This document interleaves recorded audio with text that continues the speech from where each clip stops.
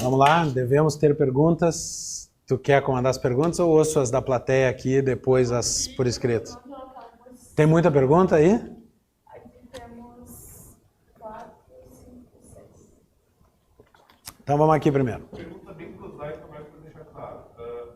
Pelo que tu comentou, a sensação que parece é que cada presidente, cada governo quer mudar o país. E com a questão do Bolsonaro, parece que finalmente houve uma certa noção de que a sociedade escolheu o presidente, não o presidente que quer mudar a sociedade. A pergunta é, pelo que eu falei, parece que cada presidente ou cada corte constitucional aqui quis refundar o país e que com Bolsonaro nós estaríamos, como é que tu dissesse? Invertendo isso e a sociedade produzindo o governo. Eu não iria tão longe, tá? Porque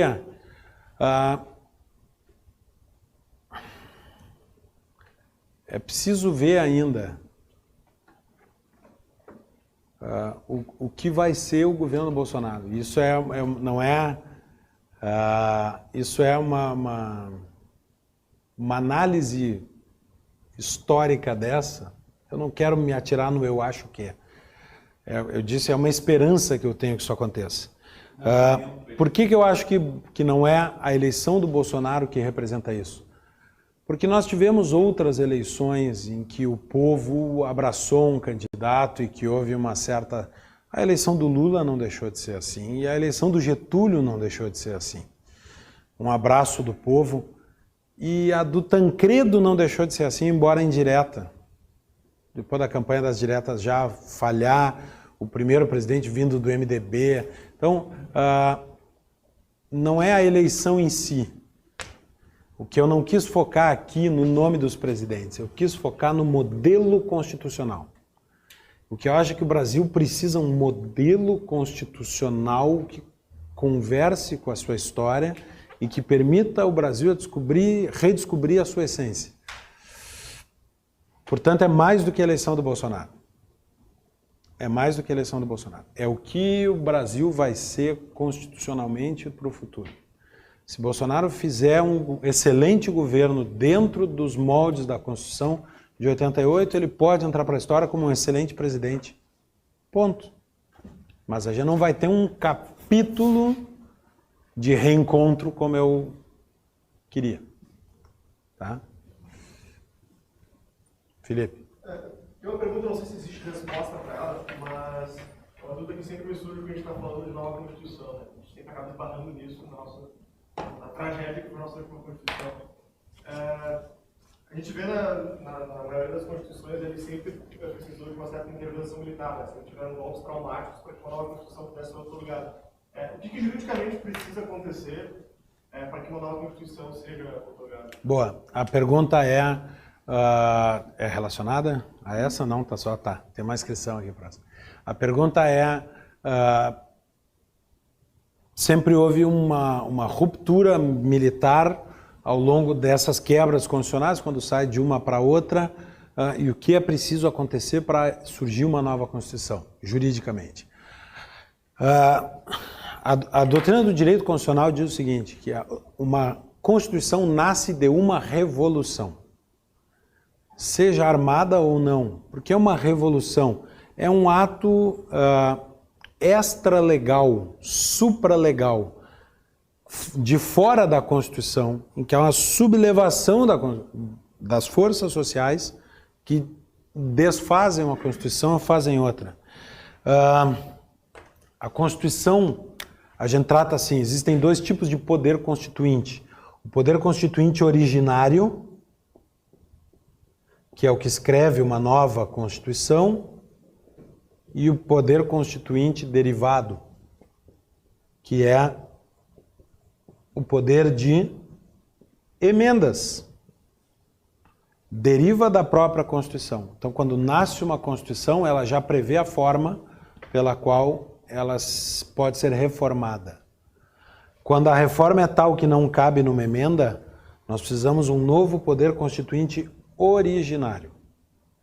Isso é, pode não ter derramamento de sangue e é a convocação de uma Assembleia Nacional Constituinte ou a outorga de uma Constituição nova. mas é, sem dúvida nenhuma, uma ruptura jurídica grave. É dizer assim, todos os efeitos da Constituição anterior cessam. Vou te dar um exemplo. Se eu fizer uma emenda constitucional hoje, dizendo que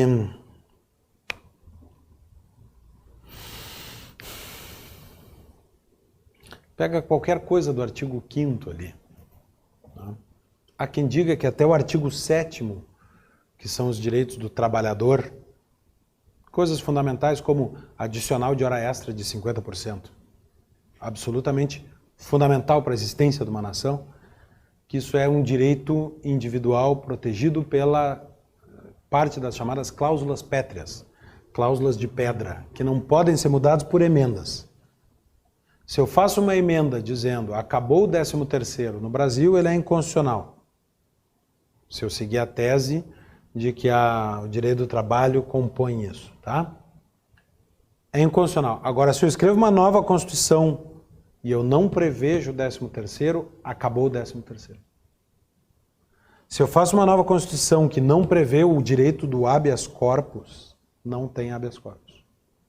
Quer dizer, eu rompo com tudo o que diz a Constituição original e ela não produz efeitos na próxima. Eu faço uma coisa totalmente nova. É uma ruptura da ordem jurídica, é um reset. F5. Não é F5 porque não carrega o mesmo texto. É um reset, é um boot no sistema jurídico do país. Isso pode ser feito com a convocação de uma Assembleia Nacional Constituinte, que pode derivar de um golpe militar, pode derivar de uma convocação pacífica para que o povo eleja representantes para a Assembleia Nacional. Pode acontecer numa transição gradual, mas juridicamente ela é revolucionária. Ela é um rompimento com a Constituição anterior. E é engraçado que, aparentemente, a sociedade não está nem um pouco preparada para isso, digamos assim. Se for olhar a última eleição, tanto o Haddad quanto o Bolsonaro tinham propostas ali que eram inconstitucionais e tal, e quando depois que eles foram sendo indagados sobre isso, eles foram mudando para trás. O comentário é que talvez a sociedade não esteja pronta para isso, porque tanto Haddad quanto Bolsonaro tinham propostas de revisão constitucional e que ao longo do debate indireto que aconteceu, isso foi saindo da pauta. Sim, é verdade, eu acho que existe um apego da sociedade brasileira à Constituição de 88, por ela ser um marco da reconstrução da democracia. Isso aqui é D de ditadura, isso aqui é D de democracia, e essa é a marca da Constituição de 88, a Constituição Cidadã, a Constituição da Democracia, e o Brasil ainda tem, faz relativamente pouco tempo, embora esse aqui é um ciclo longo, mas tem 2 reinados aqui dentro. De 24 a 91, tem 70 anos, com 2 desenhos constitucionais diferentes. A média 35. De 91 a 34, 33. De 34 a 37, isso aqui é getulismo, né? Elegemos Getúlio. Vamos lá, de 34 a 67, 33. De 67 a 88, olha, um ciclo curto, 21. Dia 5 de outubro de 2018, a Constituição brasileira completou 30 anos. Tem cheiro no ar. Diga. Eu tenho uma pergunta pessimista, queria que tu pudesse deixar mais otimista, se fosse possível. Tem como se livrar dessa herança? Porque o Brasil faz lembrar aquelas empresas que vão mudando de CEO e vai mudando o plano de gestão. E a Constituição seria mais ou menos um plano de gestão, em busca de um determinado resultado. E mesmo que a gente mude a Constituição agora, vamos dizer, para generalizar assim, uma Constituição mais liberal, as forças políticas, mostra a história dos Estados Unidos e da Inglaterra, não estão tão preocupadas com o resultado na hora de debater. E seria com certeza visto, ou pelo menos em grande parte podemos assumir que seria visto, como abrir mão de certos direitos conquistados. Trocar a Constituição para uma Constituição mais liberal, mesmo que tivesse sucesso jurídico. Com essa história de viabilidade de troca constitucional, o que nos garante, não é nem o que nos garante, mas onde podemos ter fé numa estabilidade de uma nova Constituição mais liberal e que ela não vai ser simplesmente um arranjo jurídico que nós trocamos quando mudar o governo. Até a próxima. Grande pergunta. Diz que isso parece aquelas empresas que trocam de CEO, trocam de presidente, e com isso troca todo o planejamento estratégico, toda a estratégia de gestão. É mais ou menos isso.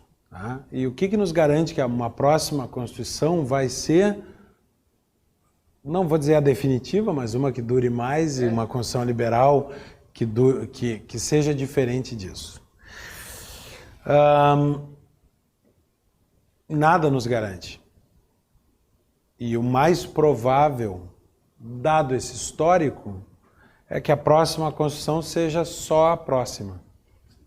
Ficamos livrados da herança? E que depois dela venha outra. Será que é essa a herança brasileira? Esse é o ser A cada 30 anos, olha, não, reset porque não funcionou. Será que esse é o ser político do brasileiro? Não sei te responder, mas vou te dizer o seguinte.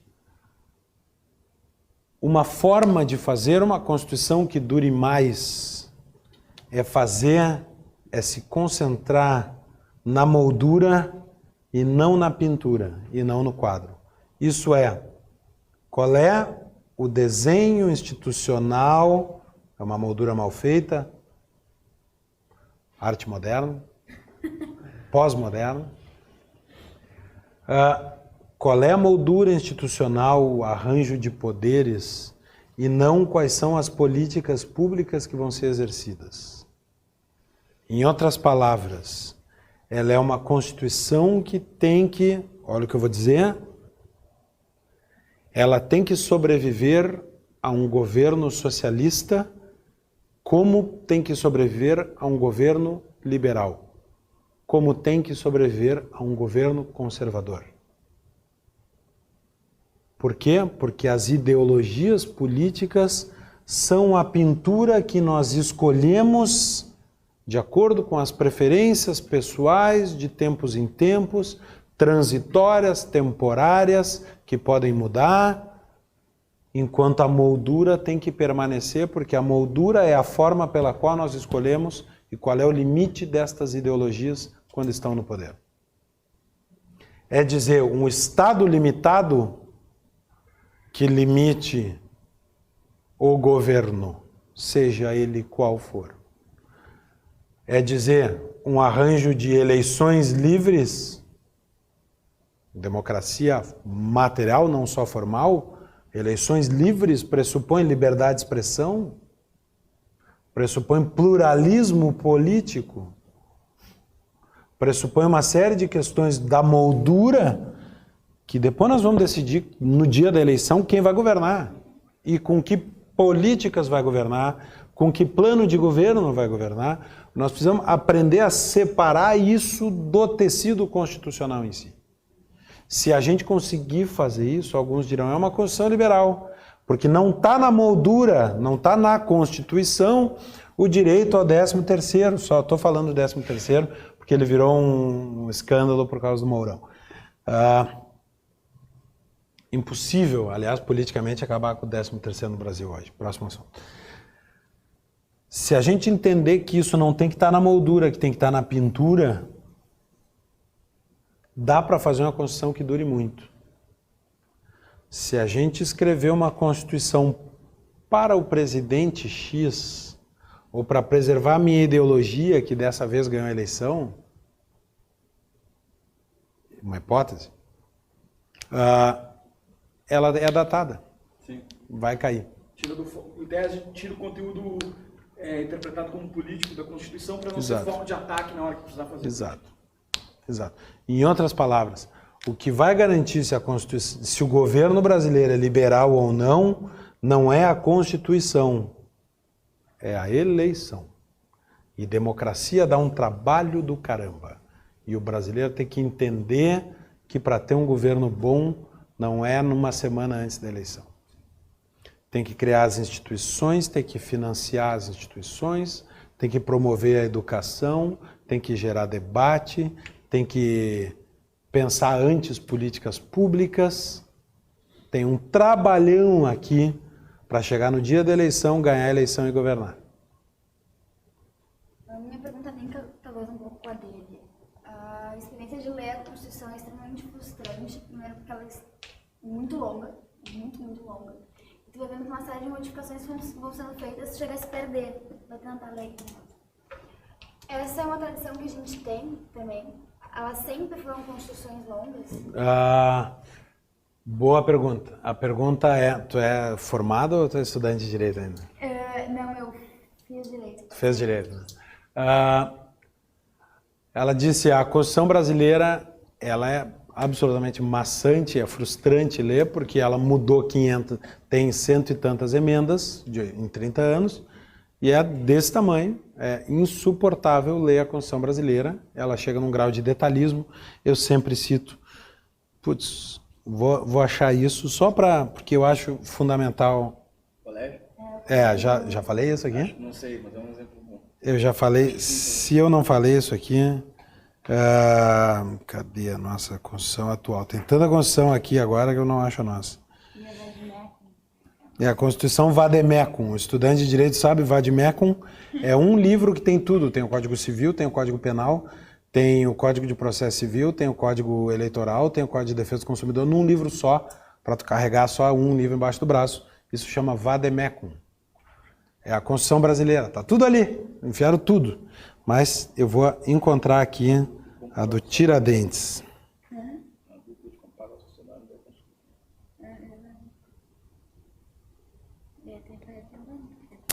Tem um artigo na Constituição que diz que o Colégio Tiradentes da cidade do Rio de Janeiro ficará sob a administração federal. Colégio Dom Pedro II. Obrigado, viu? Eu já errei o herói do Império com o herói da República. Colégio Dom Pedro II. Vou botar aqui de novo. Dom Pedro. Acho que determina endereço também, fica na praça tal. No Colégio Dom Pedro II, na praça tal, não encontrei. Na praça, na cidade tal, ficará sob domínio federal. Mas vou te responder. Sim, o Brasil sempre teve constituições relativamente longas, se comparar com a americana, embora a gente tenha uma ilusão também na Constituição americana, são 7 artigos, achando que são 7 artigos do tamanho do que é um artigo nosso. Na verdade, cada artigo da Constituição americana tem o tamanho de 20 artigos nossos, porque ele tem várias normas dentro de um artigo só. Mas são quase capítulos. Essa questão da medida provisória, porque Não. Tipo, a medida provisória, Não. a medida provisória Não só, bom, a Constituição americana teve 27 emendas, se não me engano, é de 1787 a Constituição, em 200 anos teve 27 emendas, a nossa em 30 teve 100 e poucas emendas. Então a questão da emenda é um absurdo e ela é necessária porque tem tudo dentro da Constituição. Então para tu mudar uma política de governo, tu tem que mudar a moldura. Essa é outra questão, tu pode atribuir a esse processo de rompimento, na verdade, a grande extensão da Constituição, que impede que uma pessoa, por exemplo, ele subiu ao poder e entendeu que existia toda uma previsão ali que ele mas o que eu quero fazer aqui dentro eu não consigo. Não dá, não consigo. Eu preciso romper. Tá. E aí tu vai sempre nesse processo de alguém subir ao poder e entender que dentro do que eu quero, que nem, sei lá, o Bolsonaro subiu agora. Não, dentro do que eu quero fazer, Não cabe aqui. não cabe aqui, eu preciso romper. A pergunta, de novo, boa é se a extensão dessas constituições, o fato delas terem tantas coisas dentro delas que acabam engessando uma ideologia do dia, vamos dizer assim, se isso tem a ver com o fato das rupturas de, olha, o novo governo para fazer o que quer não pode, porque eu te diria que esse não foi o fator primordial da ruptura das constituições.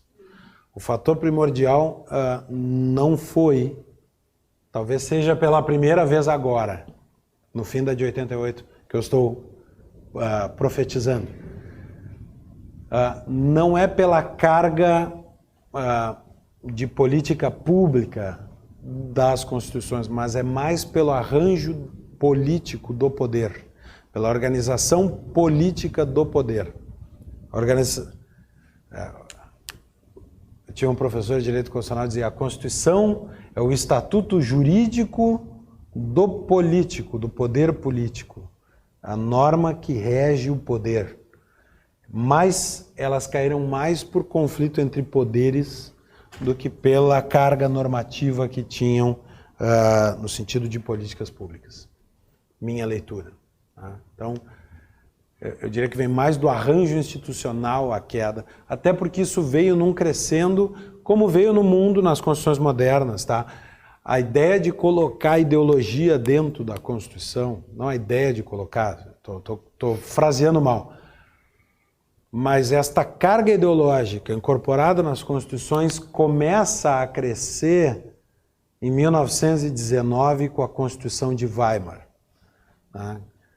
E em 1917 com a Constituição Mexicana, que criam aqui uma tradição constitucional de incorporar direitos sociais, vou falar melhor, de incorporar políticas públicas traduzidas de direitos sociais. Tá? A de 17 com uma entonação bem socialista e a de 19, bom, foi a Constituição que permitiu a ascensão de Hitler. Então, é bem do século XX e do início dos anos 20 essa tradição de incorporar políticas públicas nas constituições. Isso não tem para trás e vem num crescendo aqui. A própria Constituição de 34 e 37 tinha algumas coisas de direito do trabalho mais profundas. A de 37 criou a Justiça do Trabalho, por exemplo, mas era um órgão do Executivo e só em 46 veio para o Judiciário. Então, enfim, eu te diria que isso veio num crescendo e explodiu aqui. Explodiu aqui. A de 88 é um marco nisso na história brasileira.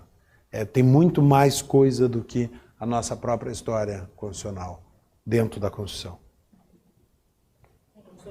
Talvez, olhando um pouco para o panorama geral, buscando uma linha, né? Esse assustador panorama. Um excessivo preocupação constitucionalista não seja uma característica brasileira, porque, por exemplo, agora você falou, eu tenho entendido, a Constituição alemã não mudou com a ascensão do nacionalsocialismo e não mudou com a queda, ou seja, eles continuaram com a mesma Constituição. Chegando mais próximo aqui, o peronismo não criou uma Constituição para governar a Argentina, é a mesma de 1853, que ficou permanente durante todo agora no Brasil, parece de Alberdi. Vamos zerar e vamos começar do zero.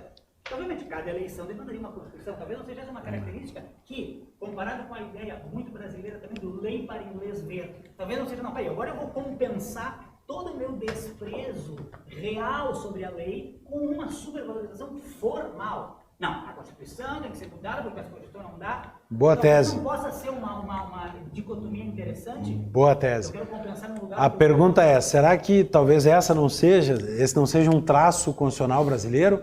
A ideia de refazer a Constituição para, de certa forma, sacralizar, já que nós não temos apego às leis, de certa forma, não, vamos fazer uma Constituição nova para um novo momento do país. Ele mencionou o caso da própria Constituição de Weimar, que assistiu à ascensão e à queda do nazismo, continua a mesma Constituição, e a de 1853 da Argentina, escrita por Juan Bautista Alberdi, um liberal, aliás, leiam os escritos do Alberdi, espetacular, e ela aguentou o peronismo, o fascismo, até o menemismo, né? E o kirchnerismo, talvez esse sim tenha enterrado a Constituição. Talvez sim, talvez uma marca brasileira, e alguém falou isso, eu não me lembro quem. É curioso que para o brasileiro dizer que gostou de uma coisa, a nossa expressão seja, é legal. Um país que não está nem aí para a lei, a gente descumpre lei o tempo inteiro, mas quando uma coisa é boa, ela é legal. O brasileiro tem uma relação conflituosa com a lei, né? E ao mesmo tempo se quer, não, vamos botar na Constituição, vamos transformar, como se essa lei aqui nós vamos cumprir, porque é a Constituição, o resto a gente dá um jeito. Talvez seja uma tese interessante, vale um artigo, viu? Vale uma publicação. Olhando essa quantidade de constituições, eu tenho essa impressão de que elas... puxa, a gente não sabe fazer a Constituição. A gente faz umas coisas datadas, no dia que publica, tu já olhas assim... Imagino, né? Eu não estava vivo na publicação das demais e eu tinha 8 anos nessa aqui. Mas ao lê-las, tarefa que de vez em quando eu faço, a do Império eu leio bastante, até tive um colóquio sobre esse livro da crise econômica, a crise financeira monetária da abolição. Eu li bastante a Constituição do Império, de vez em quando eu pego para dar uma comparada. São coisas que tu olha, claro que a gente está olhando em retrospectiva, mas são tão datadas, são umas coisas assim. A própria de 88 é inacreditável que o Congresso não soubesse, ao aprová-la, que estava aprovando um documento para aquele momento. E sabia. Tem leitura de vários dos constitucionalistas, né, dos constituintes, aliás. Vários dos constituintes de 88 dizem, olha, todo mundo sabia que a Constituição que estava votando era uma coisa para aquele momento de ruptura, de tentar... Alguns idealistas, outros com uma coisa assim... bota aí um imposto tal, que é importante no meu estado. Sabe? Uma coisa E foi um erro também usar o Congresso para escrever, sem eleger uma Assembleia Nacional Constituinte só para isso. Bota o Colégio Dom Pedro II. Pô, Eu também quero me toca esse... Então, o ato das disposições constitucionais transitórias, então, meu Deus, os caras jogaram tudo para dentro ali. Então, essa relação do brasileiro com a lei é um aspecto também... É legal, mas assim, é de noite, fechou o sinal, vou passar. Ninguém está vendo. Tem problema. E pensa o aspecto é institucionalizado. O ego do cidadão do Congresso queria botar um negócio... Que botou um negócio na Constituição. O cara, eu fiz uma emenda na Constituição. Ele vai lá e se reelegeu na cidade dele porque ele disse, eu garanti que o colégio não ia ser fechado por esse governador que está aí. Sei lá. Então tem essa natureza. Até esqueci o que ia dizer. Mas é isso aí. Essa é a Constituição que temos. Aí eu ia falar do negócio do descumprimento da lei, né? Acho que na Suíça. Alguém me contou isso. Não me lembro se era na Suíça, ou se era na Dinamarca, ou se era na Noruega. E na real não importa. Vocês entenderam o conceito. As sinaleiras têm um sensor. A sinaleira é o farol. Estamos em Porto Alegre, é o farol. Semáforo. Tem um sensor de luz porque a ambulância, para não passar no sinal vermelho, ela dá 3 sinais de luz e o semáforo abre para a ambulância passar no sinal verde e para que pare o trânsito para a ambulância passar. Eu nunca ia parar num sinal vermelho. O brasileiro nunca ia, isso ia dar uma pane, porque o cara ia vir aqui, ó, do aeroporto até em casa, sinal de luz, abrindo o trânsito. Isso requer, essa relação do brasileiro com a lei é insoneira. Insoneira. Dissimulada, enganosa ou manhosa, enredadora, sonsa. Perguntas da internet. A internet. Kleber Eustáquio. Esse jeito de viver despreocupado não teria a ver com a herança do modo de viver indígena? Com certeza tem essa herança. De novo, outra coisa que o Mourão se complicou. Não só indígena, porque isso se misturou com a chegada do português. Mas a natureza abundante faz parte, construiu isso também do modo de viver. Despreocupado é a história da formiga e da cigarra, né? O brasileiro é a cigarra. A gente não tem um inverno rigoroso, não precisa tocar comida, não precisa o aquecimento em casa, a temperatura está boa, vai ter o que comer. Então, isso é uma coisa, eu acho que transcende a cultura indígena propriamente dita, mas estou me protegendo na resposta. Tem muito a ver, sim. Até onde vai o poder da coroa britânica e o que o torna diferente da primeira Constituição brasileira? Hoje ou em 1824? Se for hoje, eu diria que a monarquia britânica é um poder latente. Está lá, não funciona no dia a dia, não tem uma atuação institucional no dia a dia, mas uma grave crise institucional pode acordar a monarquia. Hoje quase não se sente a mão, ou não se sente a mão da coroa nos assuntos públicos ingleses.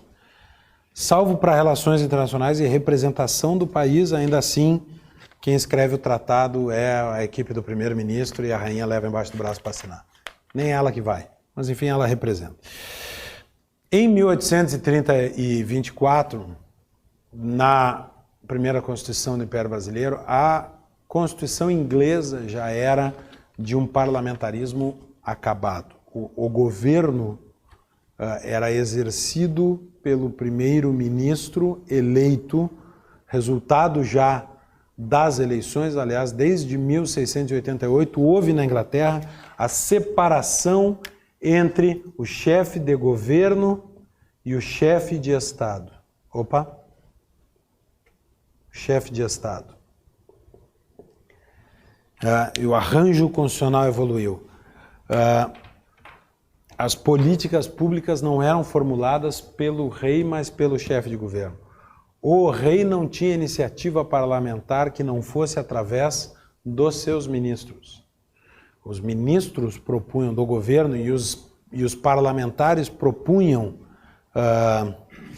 as leis e não o rei. Então tinha uma diferença, o rei não era praticamente o chefe do poder executivo. E no Brasil é. O rei reina, mas não governa, é a frase clássica, é assim, isso é a rainha da Inglaterra, é a expressão que a gente usa, a rainha da Inglaterra é a expressão que a gente usa para dizer, tá lá, apareceu na foto, mas não manda nada. Então, existia assim uma diferença constitucional já importante entre a Inglaterra e o Brasil, mesmo em 1824, desde a Revolução Gloriosa, e aí vale a pena pegar a primeira aula lá e assistir pelo menos o trecho a partir da Revolução Gloriosa para entender o arranjo institucional inglês já a partir daquilo. Felipe Mioto, durante os longos 49 anos do segundo reinado, o que de fato a República fez de melhorias ao povo brasileiro? Há alguma data que podemos dizer que a República não foi marcada por revoltas ou conflitos internos? Não, a República Brasileira é uma sucessão de revoltas e conflitos de toda a ordem, mas o Império também não foi tão pacífico. A Revolução Pernambucana, tem a Inconfidência Mineira, tem a Revolução Farroupilha, tem levantes de várias ordens ao longo...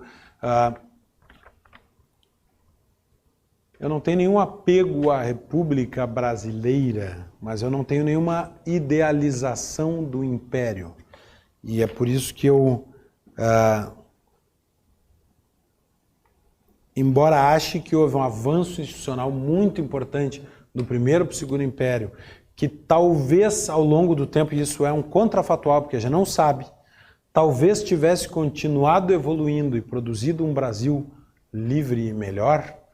O fato é que ele foi interrompido, sim, pela República, e isso aqui eu não chamo de um desenvolvimento institucional profundo. Aqui teve um salto do primeiro para o segundo, aqui não tem saltos. Quer dizer, daqui para cá tem um salto, porque aqui nós tivemos um buraco, né? Então, eu diria que, olhando a dinâmica de melhora do primeiro para o segundo Império, é possível projetar que talvez o Brasil fosse melhor hoje se não houvesse a proclamação da República. Mas eu acho isso um grande contrafatual. E sem evidência também, porque o Império também foi conflituoso em vários aspectos. Não era uma maravilha democrática e pluralista, longe disso. As autonomias regionais também eram problemáticas. O papel das elites exacerbado, enfim. Não, Lucas Almeida, não seria o resgate do mito fundacional monárquico parlamentar a solução para a descoberta do nosso ser político? É uma hipótese, é uma hipótese. Por que eu digo que é só uma hipótese? Porque passaram-se 160 anos. Nós conseguimos voltar aqui e dizer que isso, vamos recuperar isso aqui.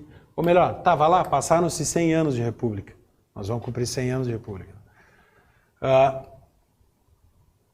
Eu consigo restabelecer isso aqui como se isso aqui não tivesse acontecido? Eu acho uma hipótese forçada.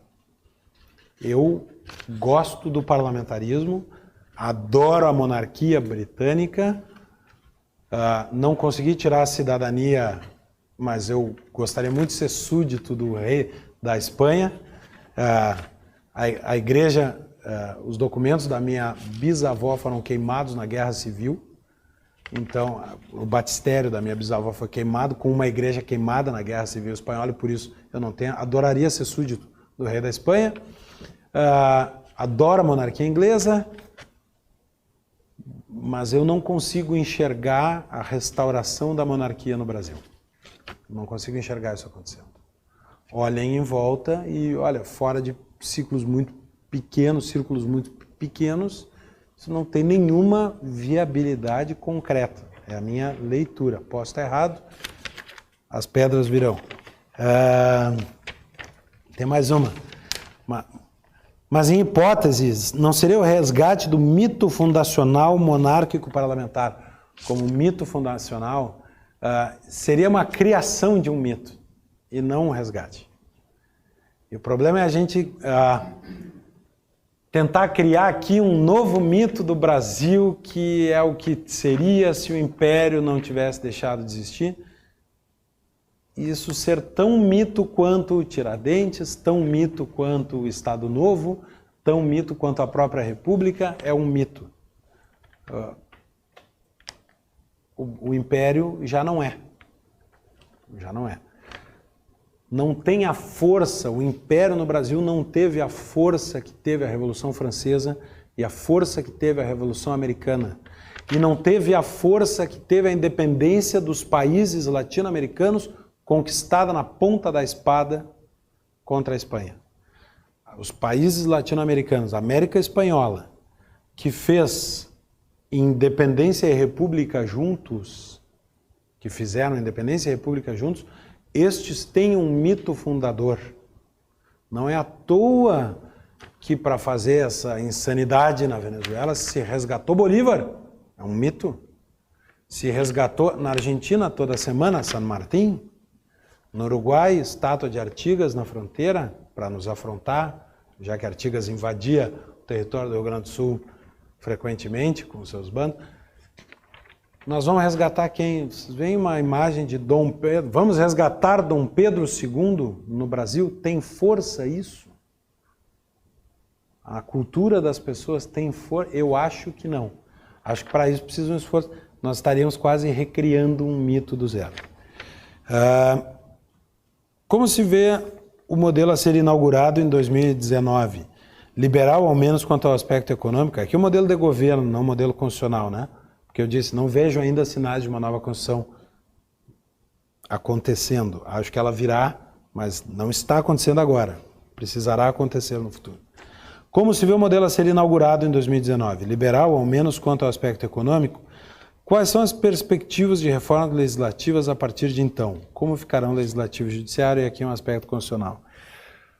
Eu queria tanto não falar do governo Bolsonaro nesse momento em gravação.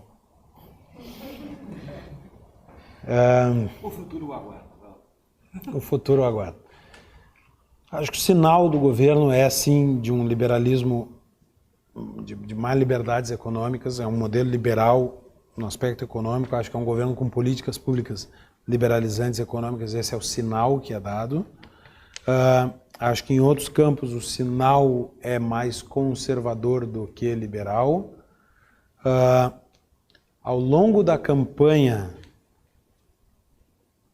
houve falas muito, assim, ruins do ponto de vista constitucional, muito ruins. Coisas do tipo, vamos tentar montar uma maioria, mas as Forças Armadas estão aí. Isso é muito ruim. Tem as tão faladas frases contra gays, mulheres. As mulheres, tem que descontar aquela briga com a Maria do Rosário, porque é uma briga, não é uma declaração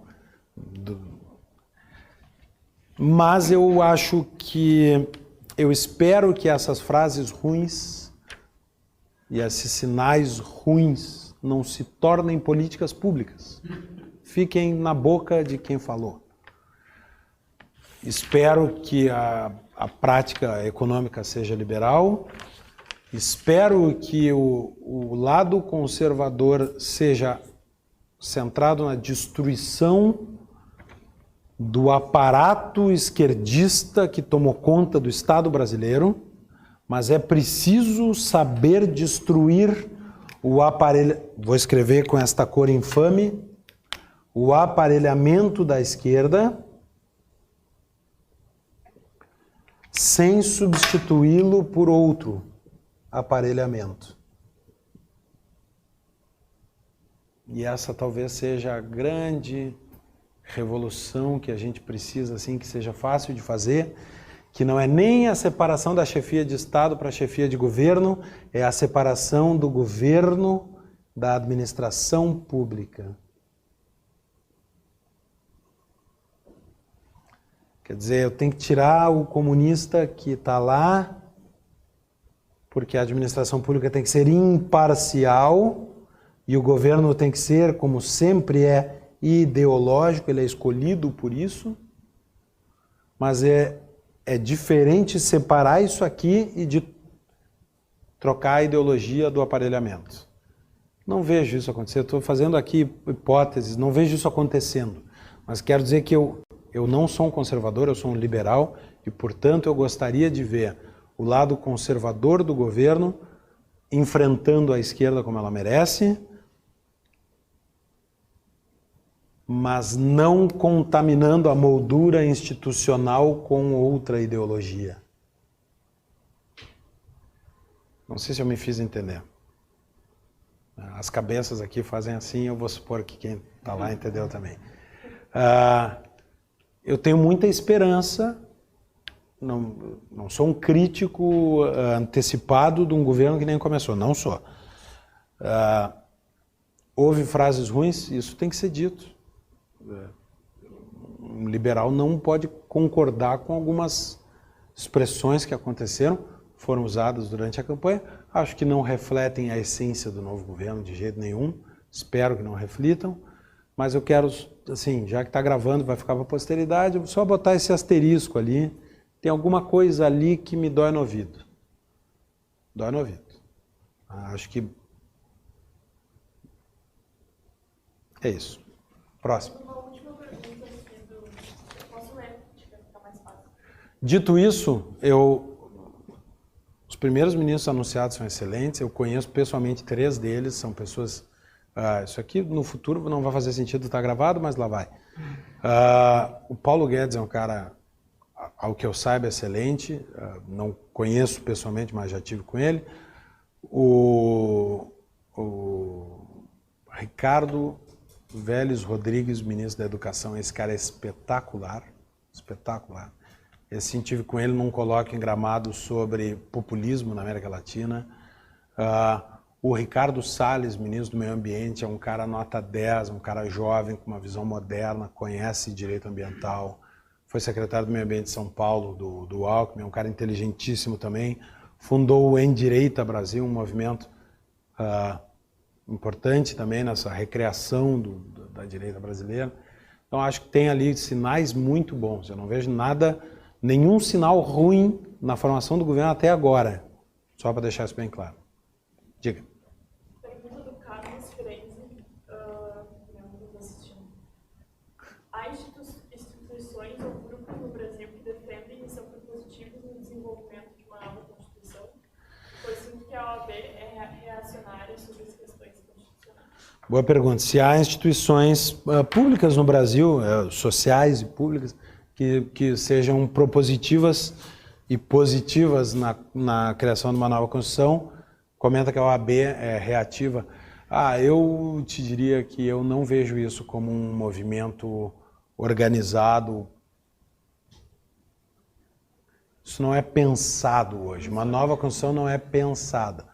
O IEE, o Instituto de Estudos Empresariais, começou um projeto aqui de revisão da Constituição em 3 ou 4 fases. A primeira fase foi lançada no Fórum da Liberdade ano passado.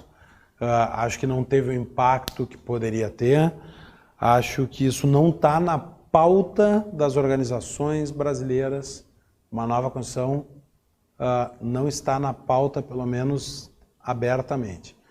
A reação é tremenda. A OAB, inclusive, e nisso que eu falei, essa marca da Constituição democrática, isso aqui ainda é vivo e ainda gera um apego à Constituição de 88. Tá? E vamos ser francos também, isso aqui tudo foram rupturas institucionais importantes e talvez um ciclo sem ruptura institucional seja mais longo do que 30 anos. Talvez para a democracia acontecer sem um conflito entre poderes, sem inviabilizar o Estado brasileiro, para produzir uma nova Constituição a gente leva mais tempo. Ou, em outras palavras, o Brasil não quebrou a ponto de botar uma Constituição nova. Talvez isso acontecesse. Eu acho que a gente estava caminhando para isso. Mais 2 governos do PT, nós teríamos uma ruptura institucional e uma Constituição nova, por quebra econômico-financeira da nação e por desequilíbrio pleno dos poderes, porque o movimento que o PT vinha produzindo era de desarranjo institucional. Então eu não tenho dúvida que, talvez, ironicamente, a vitória do Bolsonaro acabe postergando a vida da Constituição de 88, porque retarda a crise da quebra. Pode ser também. Pode ser também. É outra hipótese. Nós estamos agora todo mundo chutando aqui para o futuro. Encerramos? São 11 horas. Está todo mundo aqui, sinal que as perguntas de vocês foram boas. Pessoal, O número está se mantendo bastante. tá bom? Então, essa é a última do ano. Última sessão, última aula do ano do Núcleo de Formação aqui do Brasil Paralelo. Eu quero agradecer a todos que vieram ao longo do ano assistir aqui as aulas presencialmente, aos que assistiram de casa, ou do trabalho, ou no ônibus, sempre pela internet, ferramenta que cada um acessa como quer, a plataforma do Brasil Paralelo. Quero agradecer de novo os fundadores do Brasil Paralelo, a equipe do Brasil Paralelo, que vem para cá antes, organiza, possibilita que a tecnologia funcione para isso aqui chegar lá.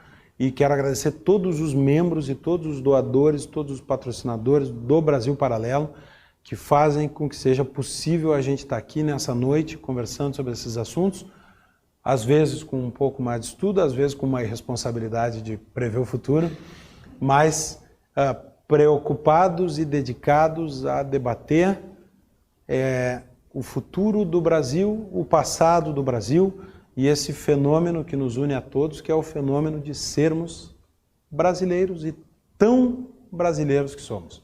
Então, obrigado mais uma vez pela oportunidade de estar aqui, para todo mundo que assistiu. Bom Natal, bom Ano Novo, boas festas e 2019, já em janeiro, está de volta o Núcleo de Formação do Brasil Paralelo. Obrigado.